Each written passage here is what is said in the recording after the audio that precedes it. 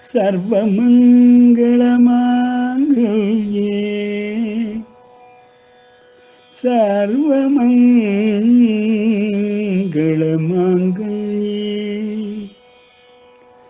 शिवे सर्वार्थसाधिके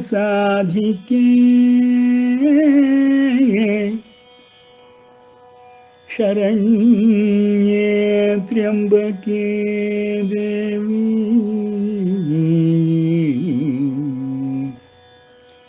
शरण्ये त्र्यंबके देवी नारायणी नमोस्तुते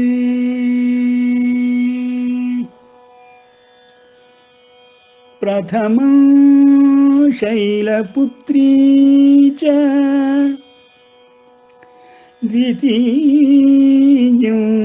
ब्रह्मचारिणी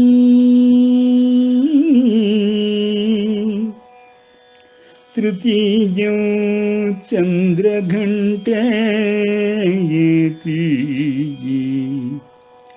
कूष्माण्डेति चतुर्थकम् पंचमं स्कन्दमातेति षष्ठं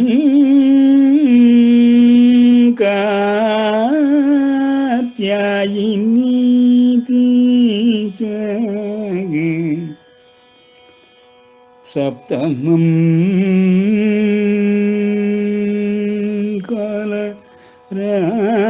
कालरात्रीति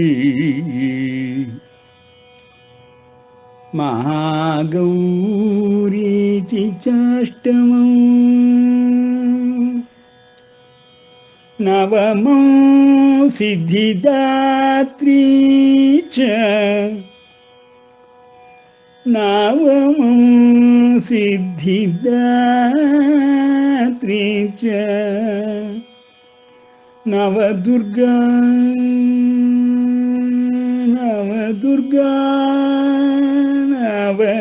दुर्गा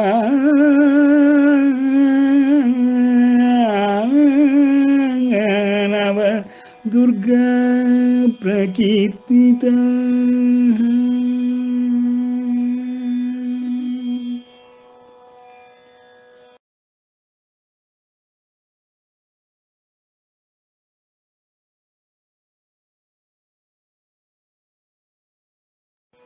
शुक्लांबरधरं विष्णुं शशिवर्णं चतुर्भुजं प्रसन्नवदनं ध्यायेत् सर्वविघ्नोपशान्तये अगजाननपद्मार्कं गजाननमहर्निशम् अनेकदन्तं भक्तानां एकदन्तमुपास्महे अम्ब त्वामनुसन्दधामि भगवद्गीते भवद्वेषिणी न च तस्मान्मनुष्येषु कश्चिन्मे प्रियकृत्तमः भविता न च मे तस्मादन्यः प्रियतरो भुवि.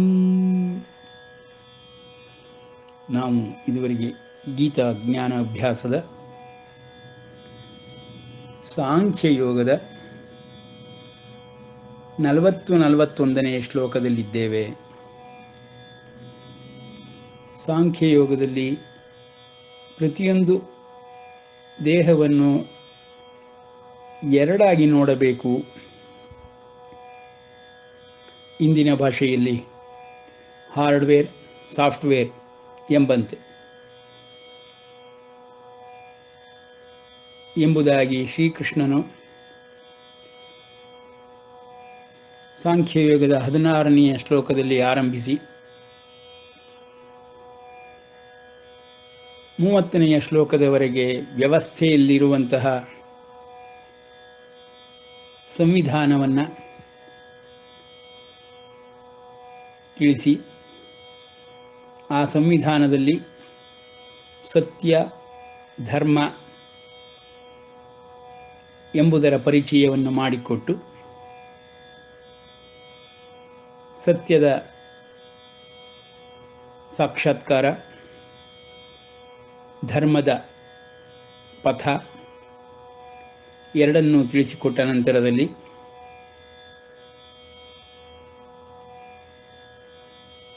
ಪ್ರತಿ ದೇಹದಲ್ಲಿಯೂ ಇರುವಂತಹ ಸತ್ ಸತ್ಯ ಸತ್ವದ ರೂಪದಲ್ಲಿರುವಂತಹ ಆತ್ಮ ಪರಮಾತ್ಮಗಳನ್ನು ತಿಳಿಸಿ ಅದನ್ನು ವೇದ ಭಾಷೆಯಲ್ಲಿ ಬ್ರಹ್ಮ ಪರಬ್ರಹ್ಮನೆಂಬುದಾಗಿ ಹೇಳುವರು. ಪುರುಷ ಪರಮಪುರುಷನೆಂಬುದಾಗಿಯೂ ಹೇಳುವರು.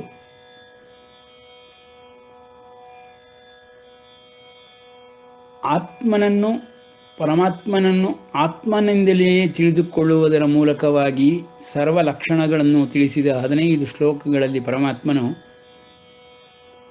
ಮತ್ತೆ 10 ಶ್ಲೋಕಗಳಲ್ಲಿ ಆತ್ಮ ಪರಮಾತ್ಮಗಳು ಹೇಗೆ ಧರ್ಮದ ಚೌಕಟ್ಟಿನಲ್ಲಿಯೇ ಯಾವಾಗಲೂ ಇರುತ್ತದೆ, ಅದಕ್ಕೂ ನಾಶವಿಲ್ಲ, ಮತ್ತು ಅದನ್ನು ಧರಿಸಿರುವಂತಹ ಧರ್ಮಕ್ಕೂ ನಾಶವಿಲ್ಲ ಎಂಬುದಾಗಿ ತಿಳಿಸುತ್ತಾನೆ. ಆ ಧರ್ಮದ ನಾಶವಾಗುತ್ತಿರುವ ಲಕ್ಷಣಗಳು ಕಂಡೊಡನೆಯೇ ನಾನು ಆ ಧರ್ಮವನ್ನು ಮತ್ತೆ ಪ್ರತಿಷ್ಠಾಪನೆ ಮಾಡುತ್ತೇನೆ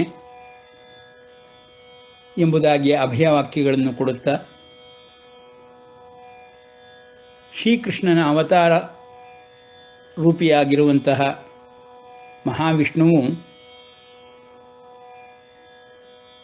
ಸತ್ಯ ಮತ್ತು ಧರ್ಮದ ಬಗ್ಗೆ ನಮಗೆ ಪರಿಚಯವನ್ನು ಕೊಡಿಸುತ್ತಾ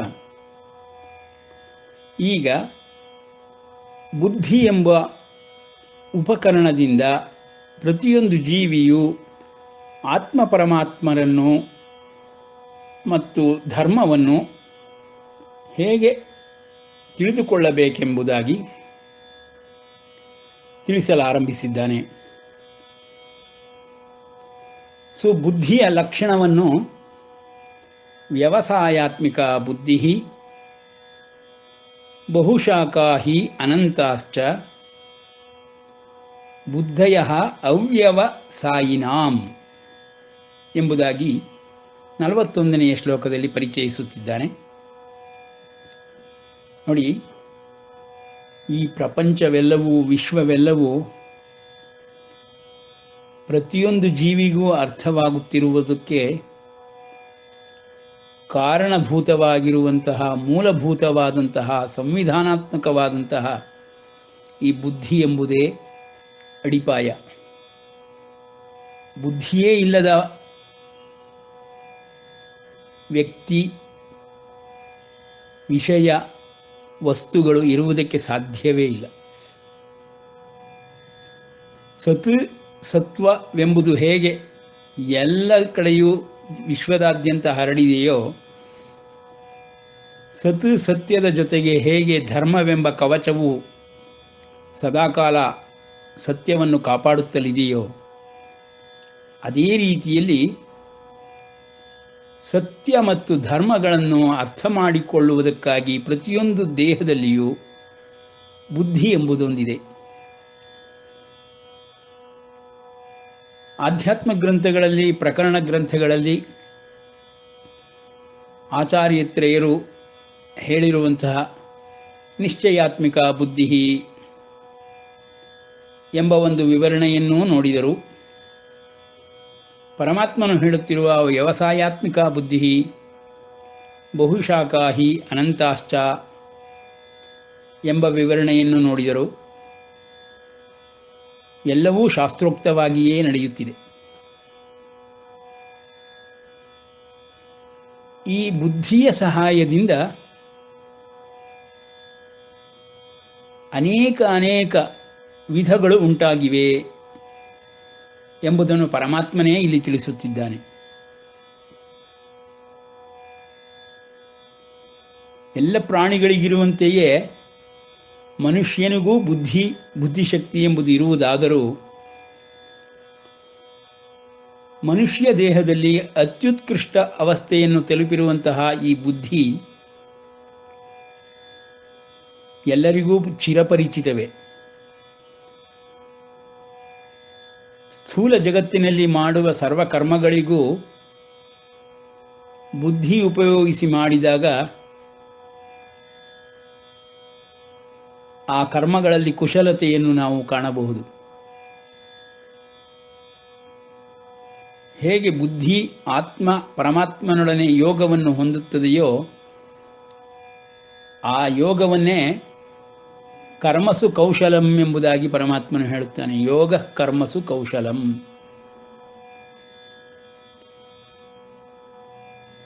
ಪರಮಾತ್ಮನೇ ಹೇಳುವಂತೆ ಈ ವ್ಯವಸ್ಥೆಯನ್ನು ಕೇವಲ ಸತ್ಯ ಧರ್ಮಗಳಾಗಿ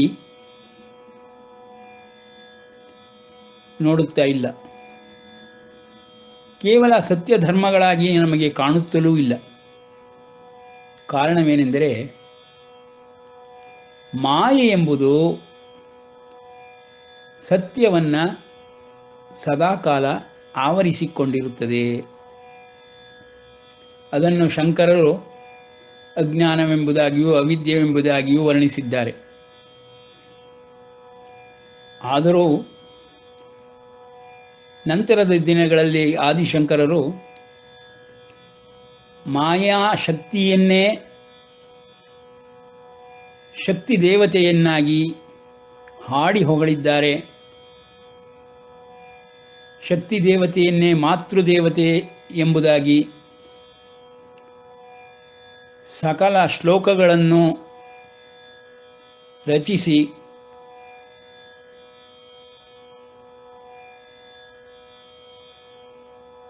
ಶ್ರೀ ಪರಮೇಶ್ವರನ ಸತಿಯಾಗಿ ಆದೌ ದಂಪತಿಗಳೆಂಬುದಾಗಿ ನಮ್ಮ ಸನಾತನ ಧರ್ಮದಲ್ಲಿ ಪಾರ್ವತಿ ಪರಮೇಶ್ವರರನ್ನು ಪೂಜಿಸುವ ಅಭ್ಯಾಸವನ್ನು ಮಾಡಿಟ್ಟಿದ್ದಾರೆ.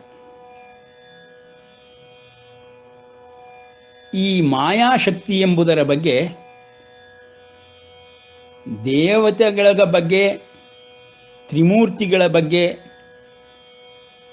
ಹೇಳಿರುವುದಕ್ಕಿಂತಲೂ ಹೆಚ್ಚಾಗಿ ದೇವಿ ಭಾಗವತವೆಂಬುದನ್ನೇ ರಚಿಸಿ ಋಷಿಮುನಿಗಳು ಪುರಾಣಗಳಲ್ಲಿ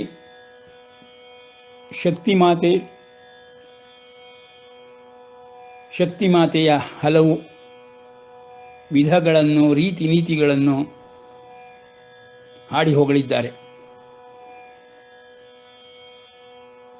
ವರ್ಷದಲ್ಲಿ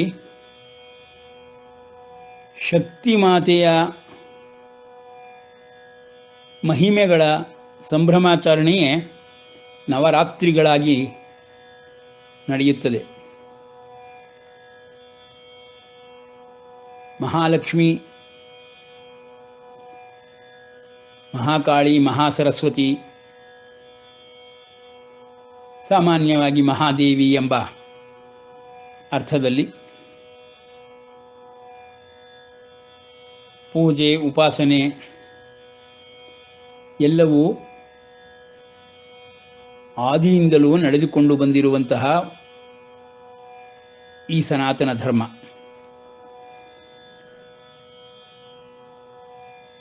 ದೇವ ಧರ್ಮ ಆಚಾರಗಳು ಯಾರಿಗೂ ಅಷ್ಟು ಸುಲಭವಾಗಿ ಅರ್ಥವಾಗದೇ ಇದ್ದರೂ ಈ ಮಾಯಾಶಕ್ತಿ ಎಂಬುದು ಸಕಲರಿಗೂ ಚಿರಪರಿಚಿತ. ದೇಹದೊಳಗಿರುವ ಶಕ್ತಿಯಿಂದ ಹಿಡಿದು ವಿಶ್ವದಾದ್ಯಂತ ಹರಡಿರುವ ಶಕ್ತಿಯ ಹಲವು ರೂಪಗಳನ್ನು ಪ್ರತಿಯೊಬ್ಬರೂ ಅನುಭವಿಸಿಯೇ ಇರುತ್ತಾರೆ, ಉಪಯೋಗಿಸುತ್ತಲೂ ಇರುತ್ತಾರೆ. ಯಾವುದೇ ಉಪಕರಣವನ್ನು ಉಪಯೋಗಿಸಿಕೊಳ್ಳಬೇಕಾದರೂ ಶಕ್ತಿ ಎಂಬುದು ಮೂಲಭೂತವಾದ ಅವಶ್ಯಕ ವಸ್ತು.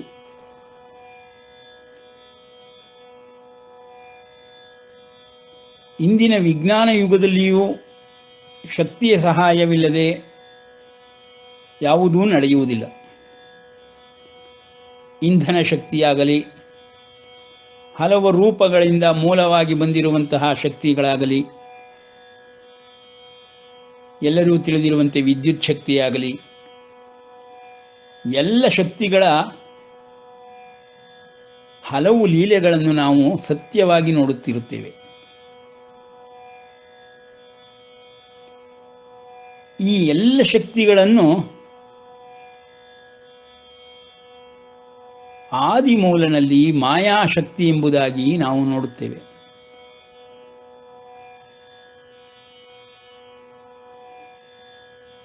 ಒಂದೊಂದು ಪುರಾಣಗಳು ಒಂದೊಂದು ರೀತಿ ಮೂಲಗಳನ್ನು ವರ್ಣಿಸಿರುವ ಕಾರಣದಿಂದ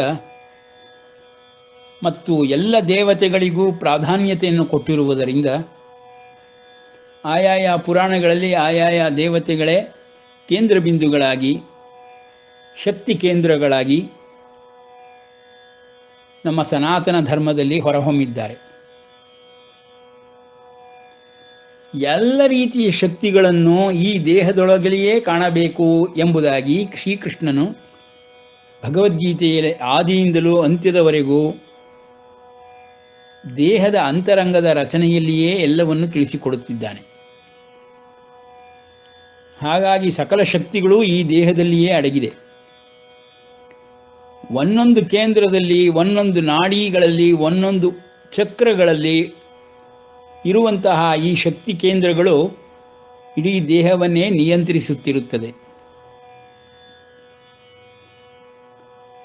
ಈ ಶಕ್ತಿಯ ಮಂಡಲವೇ ನರಮಂಡಲದ ಮೂಲಕವಾಗಿಯೂ ದೇಹದ ಇತರೆ ಮಾಂಸ ಮಜ್ಜನಾದಿಗಳ ಮೂಲಕವಾಗಿಯೂ ಶಕ್ತಿ ಶೇಖರಣೆಯು, ಶಕ್ತಿಯ ಗಳಿಕೆಯು ಮತ್ತು ನಿರಂತರ ಉಪಯೋಗವನ್ನು ಪ್ರತಿಯೊಂದು ಜೀವವೂ ಮಾಡುತ್ತಲೇ ಇರುತ್ತದೆ.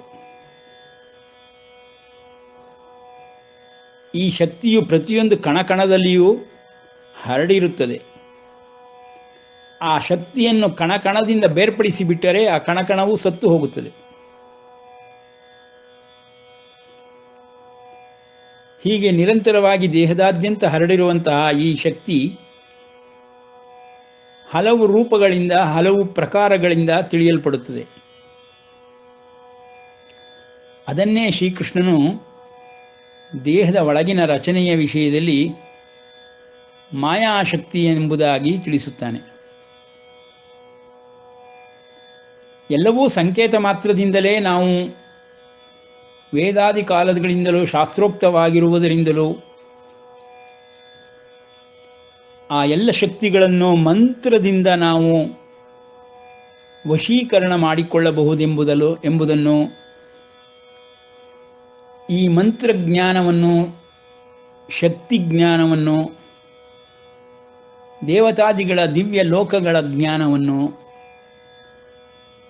ನಮ್ಮ ಸನಾತನ ಗ್ರಂಥಗಳು ಹೇರಳವಾಗಿ ತುಂಬಿಕೊಂಡಿದೆ.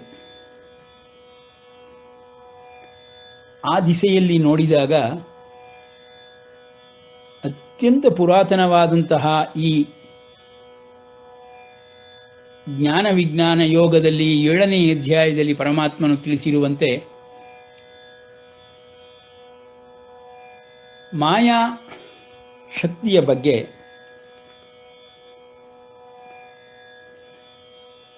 ಅತ್ಯಂತ ರಮಣೀಯವಾಗಿ ವರ್ಣಿಸಿದ್ದಾನೆ. ದೈವೀ ಹೇಷಾ ಗುಣಮಯೀ ಮಮ ಮಾಯಾ ದುರತ್ಯಯ ಮಾಮೇವ ಯೇ ಪ್ರಪದ್ಯಂತೆ ಮಾಯಾಮೇತಾಂ ತರಂತಿತೆ. ನೋಡಿ, ಆಧ್ಯಾತ್ಮದ ಮಹಾದ್ವಾರಗಳು, ಪ್ರವೇಶದ್ವಾರಗಳು ಅಡಗಿರುವುದು ಇಲ್ಲಿಯೇ. ಈ ಮರ್ಮಗಳನ್ನು ಜ್ಞಾನ ವಿಜ್ಞಾನ ಯೋಗ ಅಧ್ಯಾಯ 7ರಲ್ಲಿ 13, 14, 15ನೇ ಶ್ಲೋಕಗಳಲ್ಲಿ ಪರಮಾತ್ಮನು ತಿಳಿಸಿಕೊಡುತ್ತಾನೆ. ಇವುಗಳನ್ನು ಸರಿಯಾಗಿ ಅರ್ಥ ಮಾಡಿಕೊಂಡು ಬಿಟ್ಟರೆ ಪ್ರತಿಯೊಬ್ಬ ಮಾನವನ ಬುದ್ಧಿಶಕ್ತಿಯು ಅತ್ಯಂತ ಉಪಕಾರಿಯಾಗಿ ಅವನಿಗೆ ಜೀವನದ ಕೊನೆಯವರೆಗೂ ಸಹಾಯವನ್ನು ಮಾಡುತ್ತದೆ. ಆ ಬುದ್ಧಿಶಕ್ತಿಗೆ ಪಥವನ್ನು ತೋರಿಸುವ ಮೊದಲು ಪರಮಾತ್ಮನು ರಚನೆಯನ್ನು ತಿಳಿಸುತ್ತಿದ್ದಾನೆ. ತ್ರಿಭಿರ್ಗುಣಮಯೀ ಭಾವೈಃ ಏಭಿಃ ಸರ್ವಮಿದಂ ಜಗತ್ ಮೋಹಿತಂ ನಾಭಿಜಾನಾತಿ ಮಾಮೇಭ್ಯಃ ಪರಂ ಅವ್ಯಯಂ. ನಾನು ಪರಮಶ್ರೇಷ್ಠನೆಂಬುದಾಗಿ, ಅವ್ಯಯನೆಂಬುದಾಗಿ ಯಾವ ವ್ಯಕ್ತಿಯೂ ಯಾವ ಪ್ರಾಣಿಯೂ ತಿಳಿದುಕೊಳ್ಳಲು ಸಾಧ್ಯವಿಲ್ಲ. ಕಾರಣವೇನೆಂದರೆ ಪ್ರತಿಯೊಂದು ಜೀವವು ಒಂದಲ್ಲ ಒಂದು ಗುಣಗಳಿಂದ, ಈ ಮೂರು ಸತ್ವ ರಜಸ್ತಮೋ ಗುಣಗಳೆಂಬ ಗುಣಗಳಿಂದ ಉಂಟಾಗುವ ಭಾವ ಎಂಬ ಮನೋಭಾವದಿಂದ ಈ ಜಗತ್ತೆಲ್ಲವೂ ಉಂಟಾಗಿದೆ.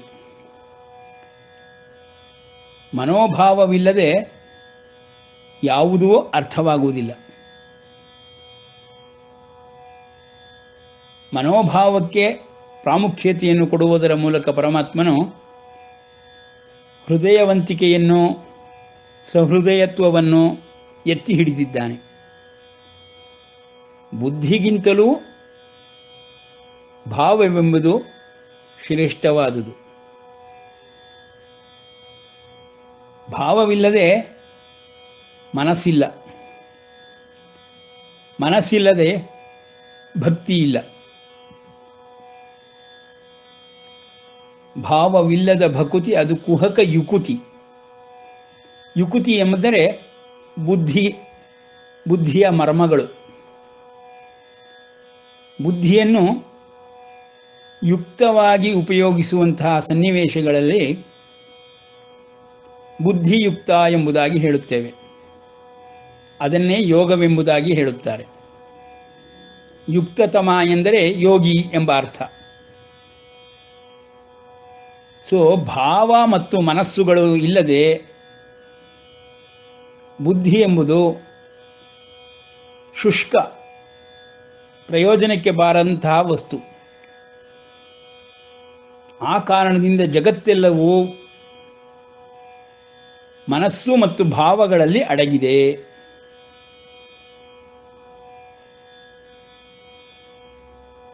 ಏಚೈವ ಸಾತ್ವಿಕ ಭಾವ ರಾಜಸಾಸ್ತಾಮಸಾಶ್ಚಯೇ ಮತ್ತ ಏವೇತಿ ತಾನ್ವಿದ್ಧಿ ನತ್ವಹಂ ತೇಷು ತೇ ಮಯಿ. ಎಲ್ಲವನ್ನು ಪರಮಾತ್ಮನು ಸಂಪೂರ್ಣವಾಗಿ ತಿಳಿಸಿಕೊಡುತ್ತಿದ್ದಾನೆ. ಭಾವ ಎಂಬ ವಿಷಯದಲ್ಲಿ ಅಲ್ಲಿ ಪರಮಾತ್ಮನು ಬುದ್ಧಿಯನ್ನು ಉಪಯೋಗಿಸಿ ತಿಳಿದುಕೊಳ್ಳಲು ಪ್ರಯತ್ನ ಪಡುವಂತಹ ಎಲ್ಲ ಮನುಷ್ಯರಿಗಳಿಗೂ ಈ ಶ್ಲೋಕದಲ್ಲಿ ಉತ್ತರವನ್ನು ಕೊಡುತ್ತಾನೆ. ನಮಾಂ ದುಷ್ಕೃತಿನೋ ಮೂಢಾಃ ಪ್ರಪದ್ಯಂತೆ ನರಾಧಮಾಃ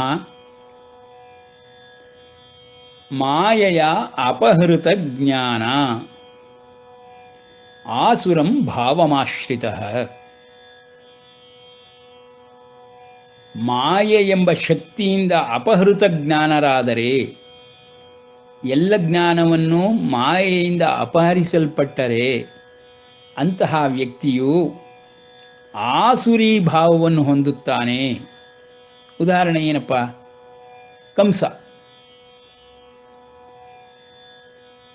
ಕಂಸನು ವಿವೇಕಿಯಾಗಿಯೇ ತನ್ನ ತಾಯಿ ತಂದೆಗಳೊಡನೆ ಸಂಭ್ರಮಾಚರಣೆಗಳನ್ನು ಮಾಡುತ್ತಾ ತನ್ನ ತಂಗಿಯ ವಿವಾಹವನ್ನು ಮಾಡುತ್ತಾನೆ. ದೇವಕಿಯ ವಿವಾಹವನ್ನು ವಿಜೃಂಭಣೆಯಿಂದ ನಡೆಸುತ್ತಾನೆ. ಮಥುರಾ ನಗರವೇ ಇಂದ್ರನ ಅರಮನೆಗಿಂತಲೂ ಶೋಭಾಯಮಾನವಾಗಿ ಕಂಗೊಳಿಸುತ್ತಿರುತ್ತದೆ. ಈ ರೀತಿ ವಿವಾಹದ ಸಂದರ್ಭದಲ್ಲಿ ಅಶರೀರವಾಣಿಯೊಂದು ಕಂಸನ ಹತ್ಯೆಗೆ, ವಧೆಗೆ, ಮೃತ್ಯುಗೆ ಕಾರಣವಾಗುವಂತಹ ಒಂದು ಶಿಶುವು ಅಷ್ಟಮ ಗರ್ಭದಲ್ಲಿ ದೇವಕಿಯಲ್ಲಿ ಜನಿಸುತ್ತದೆ ಎಂಬುದಾಗಿ ಅಶರೀರವಾಣಿಯು ತಿಳಿಸಿಬಿಡುತ್ತದೆ. ಅದೇವರೆಗೂ ಕಂಸನಿಗಿದ್ದಂತಹ ಬುದ್ಧಿಯು ಸರ್ವನಾಶವಾಗಿ ಅವಿವೇಕವು ತನ್ನ ಕೆಲಸವನ್ನು ಆರಂಭಿಸುತ್ತದೆ. ಈ ರೀತಿ ಕಂಸನಿಗೆ ಆಗುವುದಕ್ಕೆ ಕಾರಣವೇನೆಂದರೆ ಪರಮಾತ್ಮನು ಇಲ್ಲಿ ತಿಳಿಸುತ್ತಿರುವಂಥದ್ದೇ ಮಾಯೆಯ ಅಪಹೃತ ಜ್ಞಾನ. ಈ ಮಾಯೆ ಎಂಬುದು ಈ ರೀತಿ ಕೆಲಸ ಮಾಡುತ್ತಿರುತ್ತದೆ ಈ ವಿಶ್ವದಲ್ಲಿ. ಮಾಯೆಯ ಶಕ್ತಿ ಅತ್ಯಂತ ಪ್ರಬಲವಾದದ್ದು, ಮಾಯೆಯ ಆಕರ್ಷಣೆಯು ಅತ್ಯಂತ ಪ್ರಬಲವಾದದ್ದು. ಮನಸ್ಸು ಇಂದ್ರಿಯಗಳು ಬುದ್ಧಿಗಳ ನಿಯಂತ್ರಣದಲ್ಲಿ ಇರುವ ತನಕವೂ ಮಾಯೆಯ ಆಟವು ಏನೂ ನಡೆಯುವುದಿಲ್ಲ, ಆಕರ್ಷಣೆಯೂ ಏನೂ ಮಾಡಲಾಗುವುದಿಲ್ಲ. ಯಾವಾಗ ಮಾಯೆಯ ಆಕರ್ಷಣೆಯು ಮಾಯಾ ಶಕ್ತಿಯು ಅಧಿಕವಾಗುವುದೋ ಆಗ ಬುದ್ಧಿ ಎಂಬ ಸಂಪರ್ಕವನ್ನು ಮನಸ್ಸು ಮತ್ತು ಇಂದ್ರಿಯಗಳು ಕಳೆದುಕೊಂಡು ಬಿಡುತ್ತದೆ. ನಿನ್ನೆಯ ಉದಾಹರಣೆಯಲ್ಲಿ ನಾವು ಹೇಳಿದ ಹಾಗೆ ಲಗಾಮಿಲ್ಲದ ಕುದುರೆಯಂತಾಗಿಬಿಡುತ್ತದೆ. ಆಗ ಮನಸ್ಸು ಬುದ್ಧಿಗಳು ತನ್ನಿಷ್ಟದಂತೆ ಕೆಲಸವನ್ನು ಬುದ್ಧಿಯ ಸಹಾಯವಿಲ್ಲದೆ ಮಾಡಲಾರಂಭಿಸುತ್ತದೆ. ಆ ಮನಸ್ಸು ಇಂದ್ರಿಯಗಳು ಆ ರೀತಿ ಮಾಡುವುದಕ್ಕೆ ಮಾಯಾಶಕ್ತಿಯೇ ಕಾರಣ. ಆ ಮಾಯಾಶಕ್ತಿ ಎಂಬುದು ವಿಶ್ವದಾದ್ಯಂತ ಹರಡಿಕೊಂಡಿದೆ. ಪ್ರತಿಯೊಂದು ಜೀವವನ್ನು ಆಕರ್ಷಣೆಗೊಳಪಡಿಸುತ್ತದೆ. ಯಾವ ಜೀವವೂ ಈ ಮಾಯಾಶಕ್ತಿಯ ಆಕರ್ಷಣೆಗೆ ಹೊರತಾಗಿಲ್ಲ. ಆ ಕಾರಣದಿಂದಲೇ ಅವತರಿಸಿದಂತಹ ಪರಮಾತ್ಮನೂ ಸಹಿತ ತನ್ನ ಅರ್ಧ ಶಕ್ತಿಯನ್ನು, ಶಕ್ತಿಯ ಬಹುತೇಕ ಭಾಗಗಳನ್ನು ಕಳೆದುಕೊಂಡು ಬಿಡುತ್ತಾನೆ. ಅದರ ನಿಜವಾದ ಅರ್ಥವೇನೆಂದರೆ ಪ್ರತಿಯೊಂದು ದೇಹದ ಒಳಗೆ ಇರುವಂತಹ ಆತ್ಮ ಪರಮಾತ್ಮಗಳು ಈ ಮಾಯಾಶಕ್ತಿ ಎಂಬ ಪ್ರಕೃತಿಯ ಆಕರ್ಷಣೆಗೆ ಒಳಗಾಗಿ ಮನಸ್ಸನ್ನ ಬುದ್ಧಿಯಿಂದ ಬೇರ್ಪಡಿಸಿ ಅಪಹರಿಸಿ ಬಿಡುತ್ತದೆ. ಆ ಬುದ್ಧಿ ಹೊರಮುಖವಾಗಿಯೇ ಇರುತ್ತದೆ, ವ್ಯವಸಾಯಾತ್ಮಿಕವಾಗಿರುತ್ತದೆ. ಆ ಬುದ್ಧಿಯನ್ನು ಒಳಮುಖವಾಗಿ ತಿರುಗಿಸಿ ವ್ಯವಸಾಯಾತ್ಮಿಕವಾಗಿ ಮಾಡಿದೊಡನೆ ಏಕೇಹ ಕುರುನಂದನ ಎಂಬುದಾಗಿ ಪರಮಾತ್ಮನು ಆ ವ್ಯವಸಾಯಾತ್ಮಿಕವಾದ ಬುದ್ಧಿಯನ್ನು ಏಕವನ್ನಾಗಿ ಮಾಡಿ ಅಂತರ್ಮುಖವನ್ನಾಗಿ ಮಾಡಿದರಷ್ಟೇ ಆ ಬುದ್ಧಿಯ ಉಪಯೋಗವನ್ನು ಪ್ರತಿ ಜೀವಿಯೂ ಪಡೆದುಕೊಳ್ಳಬಹುದು. ಸ್ವಭಾವಜನ್ಯವಾಗಿಯೇ ವ್ಯವಸಾಯಾತ್ಮಿಕವಾದಂತಹ ಬುದ್ಧಿಯನ್ನು ಹೊರಮುಖವಾಗಿ ಆಕರ್ಷಣೆಗೆ ಒಳಪಡಿಸಿದಾಗ ಮನಸ್ಸಿನಿಂದ ಬೇರ್ಪಡಿಸುವಂತಹ ಈ ಶಕ್ತಿಯು, ಮಾಯಾಶಕ್ತಿಯು ಆತ್ಮ ಪರಮಾತ್ಮರನ್ನೇ ಇಲ್ಲವನ್ನಾಗಿಸಿ ಬಿಡುತ್ತದೆ. ಇದೇ ತತ್ವ. ಆದುದರಿಂದ ಸಾಮಾನ್ಯ ಆಡುಭಾಷೆಯಲ್ಲಿ ಎಲ್ಲರೂ ಹೇಳುತ್ತಾರೆ, ನಿನ್ನ ಬುದ್ಧಿ ನಿನ್ನ ಕೈಯಲ್ಲಿ ಇಟ್ಕೊಳ್ಬೇಕು ಅಂತ. ಎಲ್ಲಪ್ಪ ಹೋಗಿತ್ತು ನಿನ್ನ ಬುದ್ಧಿ ಮೇಯಕ್ಕೆ ಅಂತ. ಅಂದರೆ ಬುದ್ಧಿ ಕೈಯಲ್ಲಿಲ್ಲ, ಎಲ್ಲೋ ಮೇಯಕ್ಕೆ ಹೋಗಿದೆ ಅಂದರೆ ಅರ್ಥ ಮನಸ್ಸಿನಿಂದ ಬೇರ್ಪಟ್ಟಿತ್ತು ಎಂಬುದಾಗಿ. ನಿರಂತರವಾಗಿ ಮನಸ್ಸಿನಿಂದ ಸಂಪರ್ಕವನ್ನು ಹೊಂದಿ ಬುದ್ಧಿಯ ಆಧಾರದ ಮೇಲೆಯೇ ನಿಶ್ಚಯಾತ್ಮಿಕ ಬುದ್ಧಿಯಾಗಿ ಪ್ರತಿಯೊಂದು ಜೀವನ ರಥವು ನಡೆಯುತ್ತದೆ. ಇಲ್ಲವಾದರೆ ಲಗಾಮಿಲ್ಲದ ಕುದುರೆಯಂತೆ ರಥದ ಸಮೇತವಾಗಿ ಎಲ್ಲರೂ ನಾಶವಾಗಿ ಹೋಗುತ್ತಾರೆ. ಆ ಕಾರಣದಿಂದಲೇ ಬುದ್ಧಿ ಎಂಬುದು ಅತ್ಯಂತ ಉತ್ಕೃಷ್ಟವಾದಂತಹ ಅವಸ್ಥೆಯನ್ನು ಹೊಂದಿದೆ. ಪರಮಾತ್ಮ ಆತ್ಮಗಳ ನಂತರದಲ್ಲಿ ಬುದ್ಧಿ ಎಂಬುದೇ ಎಲ್ಲಕ್ಕೂ ಮೂಲ ರೂಪವಾದ ಉಪಕರಣದಂತೆ ಕೆಲಸ ಮಾಡುತ್ತಿದೆ. ಅದನ್ನೇ ಪರಮಾತ್ಮನು ಇಲ್ಲಿ ವ್ಯವಸಾಯಾತ್ಮಿಕ ಬುದ್ಧಿ ಏಕೇಹ ಕುರುನಂದನ ಬಹುಶಾಖಾಹಿ ಅನಂತಾಶ್ಚ ಬುದ್ಧಯೋ ಅವ್ಯವಸಾಯಿನಾಂ ಎಂಬುದಾಗಿ ತಿಳಿಸುತ್ತಿದ್ದಾನೆ. ಎಲೈ ಅರ್ಜುನ, ನಿಶ್ಚಯ ಸ್ವಭಾವವುಳ್ಳಂತಹ ಬುದ್ಧಿಯು ಏಕನಿಷ್ಠವಾಗಿರುತ್ತದೆ. ಏಕನಿಷ್ಠ ಅಂದರೆ ಪರಮಾತ್ಮನಿಗೆ ನಿಷ್ಠವಾಗಿರುತ್ತದೆ, ಆತ್ಮನಿಗೆ ನಿಷ್ಠವಾಗಿರುತ್ತದೆ. ನಿಶ್ಚಯ ಸ್ವಭಾವವಿಲ್ಲದ ಬುದ್ಧಿಯು ಅನೇಕ ಶಾಖೆಗಳನ್ನು ಅನಂತವಾಗಿ ಹೊಂದಿರುತ್ತದೆ ಎಂಬುದಾಗಿ ಈ ಶ್ಲೋಕದ ಅರ್ಥ. ಸೊ ಬುದ್ಧಿಯನ್ನು ಮಾಯಾಶಕ್ತಿಯ ಆಕರ್ಷಣೆಗೆ ಹೋಗದಂತೆ, ಒಳಪಡಿಸದಂತೆ ಯಾವ ವಿವೇಕಿಯು ಹತೋಟಿಯಲ್ಲಿಟ್ಟುಕೊಂಡು ಕಾರ್ಯವನ್ನು ಮಾಡುತ್ತಾನೋ ಅಂತಹ ಕರ್ಮಗಳು ಪಾಪ ಫಲವನ್ನು ಕೊಡುವುದೇ ಇಲ್ಲ. ಬುದ್ಧಿಯುಕ್ತವಾಗಿರುವುದರಿಂದ, ಬುದ್ಧಿಯೋಗದ ಕಾರಣದಿಂದ ಅವನು ಪಾಪ ಕರ್ಮಗಳನ್ನೇ ಮಾಡುವುದಿಲ್ಲ. ಅದನ್ನೇ ಪರಮಾತ್ಮನು ಇಲ್ಲಿ ನಮಾಂ ದುಷ್ಕೃತಿನೋ ಮೂಢಾಃ ಪ್ರಪದ್ಯಂತೆ ನರಾಧಮಾಃ, ಕೆಟ್ಟ ಕೆಲಸಗಳನ್ನು ಮಾಡುವಂತಹ ಕಂಸನಂತೆ ನರಾಧಮಾಃ,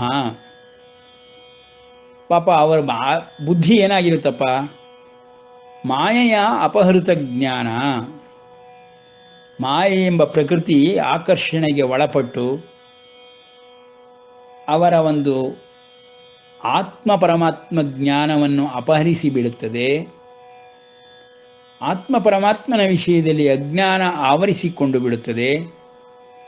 ಅಜ್ಞಾನದ ವಶದಿಂದ ಆಸುರಿ ಗುಣಗಳನ್ನು ಹೊಂದುತ್ತಾರೆ. ಅಜ್ಞಾನವೆಂಬುದು ತಾಮಸಿಕ ಗುಣದ ಸಂಕೇತ ಎಂಬುದಾಗಿ ಪರಮಾತ್ಮನು ಬುದ್ಧಿಯ ಮಹಿಮೆಯನ್ನು, ಬುದ್ಧಿಶಕ್ತಿಯ